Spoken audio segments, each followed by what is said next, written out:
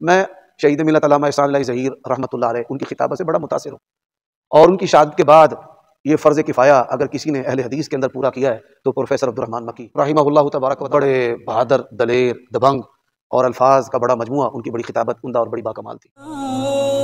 حافظ محمد عمر صدیق کے بیانات سننے کے لیے حافظ صاحب کے آفیشیل یوٹیوب چینل الخیر میڈیا کو سبسکرائب کریں۔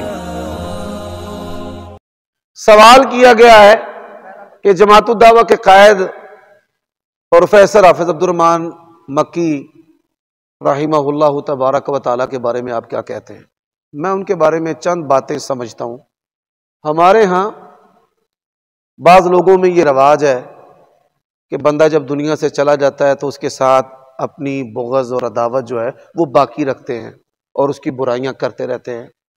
جب کوئی انسان اللہ تعالیٰ کی بارگاہ میں پیش ہو جائے تو احادیث و آثار میں ہے کہ اس کے جو محاسن ہیں وہی بیان کرنے چاہیے۔ سب سے پہلی جو ان کی خوبی ہے وہ دینی اور دنیاوی علوم کے ماہر تھے، یعنی ام القریٰ یونیورسٹی مکہ المکرمہ سے وہ خریج تھے، اور ساتھ ان کے پاس ماشاءاللہ ماسٹر ڈگری، یعنی دین و دنیا کے علوم کا وہ حسین امتزاج تھے۔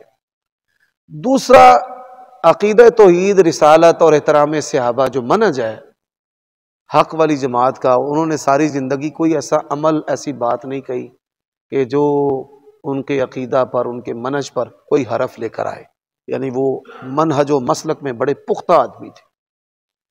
تیسری بات، امت کے بڑے خیر خواہ تھے، اتحاد امت کے علمبردار تھے۔ چوتھی بات، وہ اپنی جماعت کے ساتھ درجہ عظیمت پر تھے اور اپنے امیر کے ساتھ اور جماعت کے ساتھ انہوں نے وفاداری جو ہے وہ نبھائی ہے۔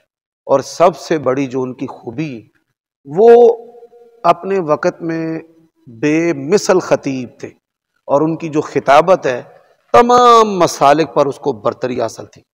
میں شہید ملت علامہ احسان اللہ ظہیر رحمۃ اللہ علیہ ان کی خطابت سے بڑا متاثر ہوں، اور ان کی شہادت کے بعد یہ فرض کفایہ اگر کسی نے اہل حدیث کے اندر پورا کیا ہے تو پروفیسر عبدالرحمن مکی رحمہ اللہ تبارک و تعالی، بڑے بہادر، دلیر، دبنگ اور الفاظ کا بڑا مجموعہ، ان کی بڑی خطابت عمدہ اور بڑی باکمال تھی۔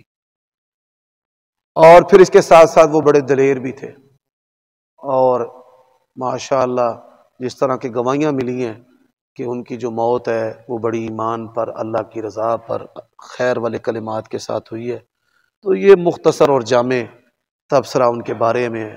رحمہ اللہ رحمتاً واسعۃ وادخلہ جنۃ الفردوس وجمعہ اللہ مع النبیین والصدیقین والشہداء والصالحین۔ اور اس کے ساتھ ساتھ امت میں ایک بڑا طبقہ جو ہے وہ کفار کے ساتھ جہاد جاری رکھنے کا ایک مسلک رکھتا ہے، تو وہ اس مسلک کے بھی سرخیل تھے، اور وہ سمجھتے تھے کہ ان کے اوپر ضرب لگتی رہنی چاہیے۔